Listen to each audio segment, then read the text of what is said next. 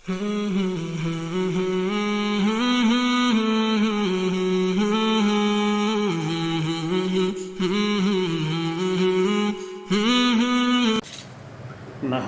نصلی علی رسولہ الکریم اما بعد فاعوذ باللہ من الشیطان الرجیم بسم اللہ الرحمن الرحیم۔ محترم ناظرین، السلام علیکم ورحمۃ اللہ وبرکاتہ۔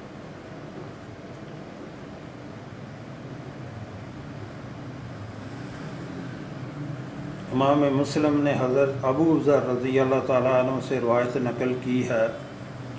انہوں نے بیان کیا کہ رسول اللہ صلی اللہ علیہ وآلہ وسلم نے فرمایا، کیا میں تمہیں اللہ تعالیٰ کے ہاں محبوب ترین کلام کی خبر نہ دوں؟ میں نے عرض کیا، یا رسول اللہ صلی اللہ علیہ وآلہ وسلم، مجھے اللہ تعالیٰ کے نزدیک عزیز ترین کلام کے بارے میں ضرور بتلائیں، یعنی کہ جو اللہ کے نزدیک بہت ہی پیارے اور بہت ہی مقرب کلام ہے۔ حضرت صلی اللہ علیہ وآلہ وسلم نے فرمایا، بلا شبہ اللہ تعالیٰ کے نزدیک سب سے پیارا کلام سبحان اللہ و بحمدہ، سبحان اللہ و بحمدہ ہے۔ اللہ تعالیٰ کے نزدیک سب سے پیارا کلام سبحان اللہ و بحمدہ، راہ حق میں خرچ کردہ سونے کے پہاڑ سے بھی اللہ تعالیٰ کو زیادہ پیارا، اللہ کے رستے میں سونے کا پہاڑ خرچ کرنے سے زیادہ اللہ کو محبوب ہے یہ کلمہ سبحان اللہ و بحمدہ۔ اللہ اکبر، کتنی بڑی فضیلت ہے ناظرین، کتنی بڑی فضیلت ہے ان کلمات کی۔ سبحان اللہ و بحمدہ اتنا سا پڑھنا ہے، اور اللہ کے راستے میں سونے کا پہاڑ خرچ کرنے سے افضل ہے یہ بندہ یہ کلمہ پڑھے، سبحان اللہ و بحمدہ، سبحان اللہ و بحمدہ، سبحان اللہ و بحمدہ، سبحان اللہ و بحمدہ۔ محترم ناظرین، میرا خیال میں زیادہ سے زیادہ 5 منٹ میں 100 بار بندہ پڑھ سکتا ہے، اور جیسے کہ میں نے بتایا، ایک بار پڑھنے سے اللہ کے نزدیک یہ کلمہ زیادہ افضل ہے کہ اللہ کے راستے میں آپ ایک پہاڑ سونے کا خرچ کریں۔ امام فریابی اور امام طبرانی نے حضرت ابو امامہ رضی اللہ تعالیٰ عنہ سے روایت نقل کی ہے۔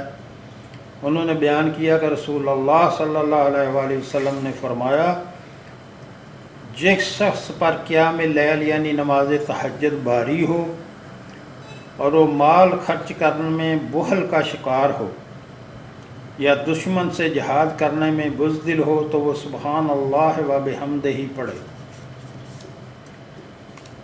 زیادہ کہے، کیونکہ یہ کلمات اللہ تعالیٰ کو اپنی راہ میں خرچ کیے جانے والے سونے کے پہاڑ سے بھی زیادہ پیارے ہیں۔ آسمانوں اور زمین کا درمیانی خلا پر کر دیتے ہیں یہ کلمات، زمین سے لے کے آسمان تک جتنا خلا ہے اس کو یہ پر کر دیتے ہیں یہ کلمات۔ آپ اندازہ کریں، پر کرنے کا مطلب ہے کہ آپ کے لیے نور ہی نور زمین سے لے کے آسمان تک ہو جاتا ہے۔ تو کتنی بڑی فضیلت ہے ان کلمات کی، اور کتنے آسان ہیں زبان پر، کتنے ہلکے ہیں، بندہ آسانی سے جو ہے ان کو پڑھ سکتا ہے۔ امام مسلم نے حضرت ابو مالک اشعری رضی اللہ تعالیٰ عنہ سے روایت نقل کی ہے کہ انہوں نے بیان کیا کہ رسول اللہ صلی اللہ علیہ وسلم نے ارشاد فرمایا، سبحان اللہ و بحمدہ آسمان اور زمین کا درمیانی خلا بھر دیتے ہیں، اور اسی کلمات کی برکت سے جتنی مخلوق ہے دنیا میں، جتنی مخلوق ہے، انسان ہیں، چرند پرند ہیں، مویشی ہیں، جانور جتنے بھی ہیں اور انسان جتنے بھی ہیں، انہی کلمات کی برکت سے اللہ تعالیٰ ان کو رزق دیتا ہے، مخلوق کو، اپنی مخلوق کا اس کے ساتھ رزق دیا جاتا ہے۔ امام احمد نے حضرت عبداللہ بن عمر رضی اللہ تعالیٰ عنہ کے حوالے سے رسول اللہ صلی اللہ علیہ وسلم سے روایت نقل کی ہے۔ یہاں حضرت صلی اللہ علیہ وآلہ وسلم نے فرمایا، بلا شبہ جب نوح علیہ السلام کے انتقال کا وقت آیا تو انہوں نے اپنے بیٹے سے فرمایا، میں تجھے وصیت کرنے لگا ہوں، میں تمہیں 2 باتوں کا حکم دیتا ہوں اور 2 باتوں سے منع کرتا ہوں۔ میں تجھے لا الہ الا اللہ کا حکم دیتا ہوں، کیونکہ اگر 7 آسمان اور 7 زمینیں ایک پلڑے میں اور لا الہ الا اللہ دوسرے پلڑے میں رکھا جائے تو یہ ان کے مقابلے میں بھاری ہوگا۔ اگر 7 آسمان اور 7 زمینیں مکمل طور پر ایک بند حلقہ میں ہوں تو لا الہ الا اللہ ان کے ٹکڑے ٹکڑے کر دے۔ یعنی محترم ناظرین، پوری دنیا ترازو میں ایک سائڈ پہ رکھ دیں، دنیا میں کیا کچھ نہیں ہے، بلڈنگیں ہیں، گاڑیاں ہیں، زمین ہے، آسمان ہے، جو بھی ہے، جانور ہیں، مال و دولت ہے، سونا ہے، ہیرے جواہرات ہیں، سب کچھ، اور حتیٰ کہ آسمان اور جنت اور جہنم اور اللہ کا عرش، اللہ کو نہیں، اللہ کا عرش بھی ایک پلڑے میں یہ سب رکھ دیا جائے، دنیا اور آخرت، جنت، جہنم، ہر چیز، اللہ کا عرش بھی اس پلڑے میں رکھ دیا جائے تو ایک پلڑے پہ لکھ کے رکھ دیا جائے لا الہ الا اللہ، دوسری طرف رکھ دیا جائے، ایک پیپر پہ لکھ کے دوسری طرف رکھ دیا جائے تو جس سائڈ پہ لا الہ الا اللہ رکھا ہوگا وہ بھاری ہو جائے گا، باقی سب جو ہے وہ ہلکا ہو جائے گا، اڑ جائے گا۔ اتنی برکت ہے اس کلمے کی، لا الہ الا اللہ، جس کا نوح علیہ السلام نے بھی اپنے بیٹے کو جو ہے وہ تلقین فرمائی۔ اور دوسرا، اس کے بارے میں یہ بھی کہا جاتا ہے کہ کوئی بندہ 70,000 مرتبہ لا الہ الا اللہ پڑھ کے کسی کو بخشے تو اس کی مغفرت کی جاتی ہے۔ اور لا الہ الا اللہ پڑھیں، اپنے لیے پڑھیں، اپنے والدین کے لیے پڑھیں، 70,000 پڑھنا کوئی مشکل نہیں ہے۔ میرے خیال میں ایک دن میں آپ 20,000 مرتبہ یا اس سے زیادہ پڑھ سکتے ہیں۔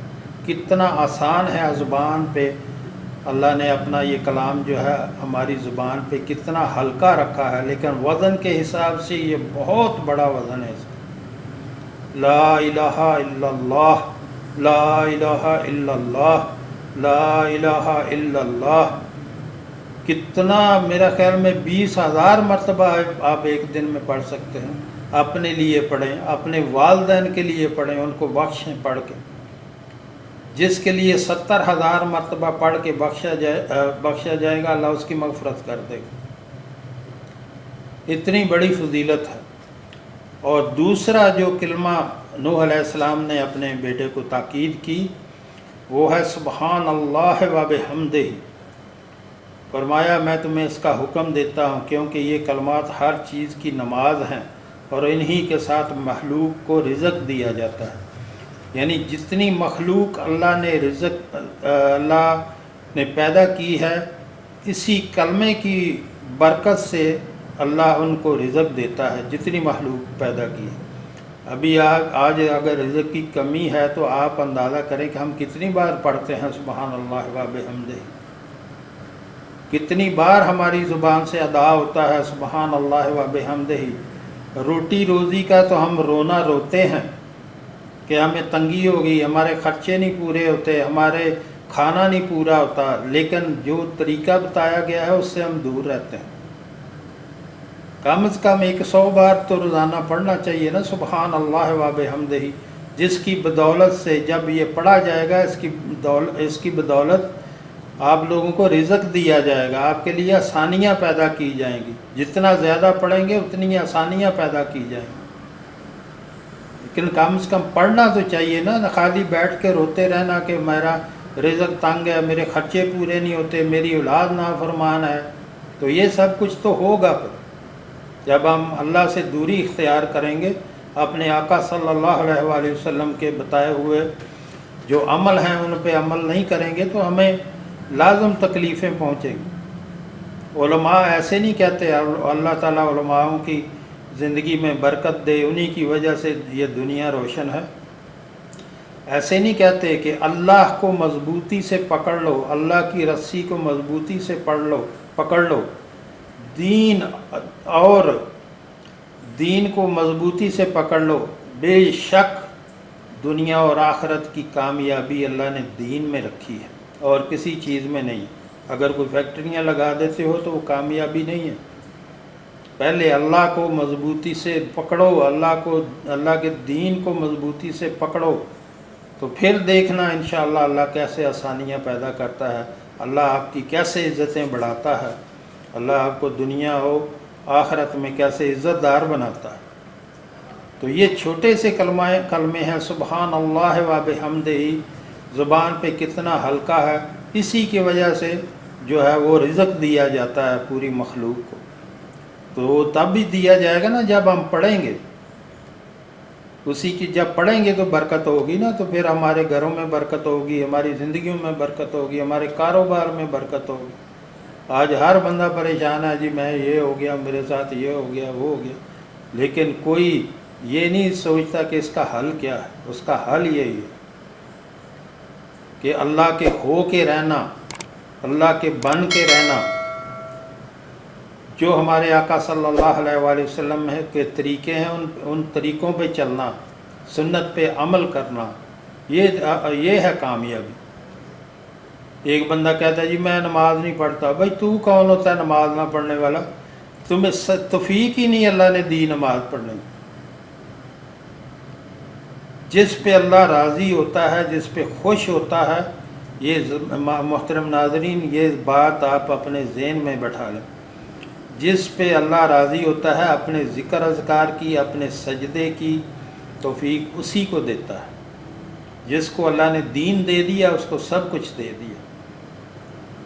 دنیا لے کے خوش ہو جانا کہ میرے پاس بڑی دولت ہے، اللہ میرے اوپر بہت خوش ہے، یہ کوئی اپنا خام خیالی ہے۔ یہ خوش وہ ہو جس کو اللہ نے دین دیا ہے، جس کو اللہ نے اپنی طرف لگا دیا ہے، وہ ہے کامیاب۔ مال و دولت کا ہونا کامیابی نہیں ہے، یہ کتنا اکٹھا کر لیں گے ادھر ہی رہ جائے گا۔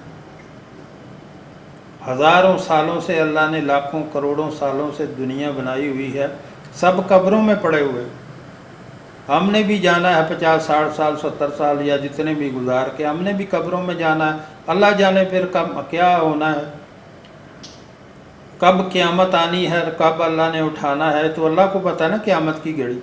تو اس لاکھوں سالوں سے پہلے کی دنیا بنی ہوئی اور قیامت تک جو بنی ہوئی ہے، اس نے رہنا ہے، اس میں مختصر سا ٹائم ہے ہمارے پاس 60 70 سال یا 50 سال، تو اس میں صرف ہم نے تیاری کرنی ہے۔ ہم وہ تیاری چھوڑ کے ہم دنیا کی تیاری میں لگ گئے، ہم بلڈنگیں بنا لیں، ہم یہ کر لیں، ہم نئی گاڑی لے لیں، ہم یہ کر لیں، وہ کریں، بھائی اللہ کے بندوں سب کچھ ادھر ہی رہ جانا۔ وہ جب قبر میں پہنچیں گے نا اسی ٹائم پتہ چل جائے گا، جس چیز میں لگاؤ ہوگا نا دنیا میں وہی آپ سوال و جواب ادھر دیں گے۔ تو جب دین سے، اللہ سے اور اللہ کے محبوب صلی اللہ علیہ وآلہ وسلم سے لگاؤ ہوگا تو پھر آسانیاں ہی آسانیاں ہوں گی۔ اس لیے ہاتھ جوڑ کے عرض کرتا ہوں آپ کے ساتھ کہ اپنے آپ کو دین کی طرف لگائیں، اپنے آپ کو اللہ کی طرف، اللہ کے محبوب صلی اللہ علیہ وآلہ وسلم کی طرف لگائیں۔ یہ سب کچھ یہاں پڑے رہ جانا۔ امام بخاری اور امام مسلم نے حضرت ابو ہریرہ رضی اللہ تعالیٰ عنہ سے روایت نقل کی ہے، یقیناً رسول اللہ صلی اللہ علیہ وآلہ وسلم نے فرمایا، جس شخص نے ایک دن میں 100 مرتبہ سبحان اللہ و بحمدہ کہا محترم ناظرین، بڑی مزے کی بات آ گئی ہے، اور اس کو غور سے سنیں ذرا کہ میرے آقا صلی اللہ علیہ وآلہ وسلم کا فرمان ہے، میرا نہیں ہے، میری صرف زبان چل رہی ہے، انہیں کی بات کو نقل کر رہا ہوں۔ جس شخص نے ایک دن میں 100 مرتبہ سبحان اللہ و بحمدہ کہا، اس کی خطائیں معاف کی کر دی جاتی ہیں، اگرچہ وہ سمندر کی جھاگ کے برابر ہوں۔ تو سمندر جو آپ کے علاقے میں لگتا ہے، آپ اس کو نہ سوچیں، پوری دنیا کے سمندر کی جو جھاگ ہے، اگر اس کے برابر بھی انسان کے گناہ ہو تو اللہ معاف کر دے گا۔ پڑھنا کتنا ہے؟ 100 بار ایک دن میں۔ محترم ناظرین، التجا کرتا ہوں آپ سے، عرض کرتا ہوں، کوئی مشکل کام نہیں ہے، 100 بار پڑھنا روزانہ۔ یقین کریں، اس دن سے ڈریں جس دن کوئی کام نہیں آئے گا، اس دن سے اپنے آپ کو بچائیں، اس دن کی وحشت سے اپنے آپ کو بچائیں جس دن کسی نے کام نہیں آنا، جو ہمارے اعمال ہوں گے وہ ہمارے سامنے آ جائیں۔ تو کم از کم روزانہ 100 مرتبہ سبحان اللہ و بحمدہ، سبحان اللہ و بحمدہ، سبحان اللہ و بحمدہ، کہ اللہ پاک ہے اپنی سب تعریفوں کے ساتھ، اللہ پاک ہے اپنی سب تعریفوں کے ساتھ۔ تو کتنا آسان ہے، کتنا آسان ہے، اور اللہ کتنا خوش ہوتا ہمارے اوپر، کتنا خوش ہوگا اور خزانے لٹا دے گا ہم پر دنیا اور آخرت کے۔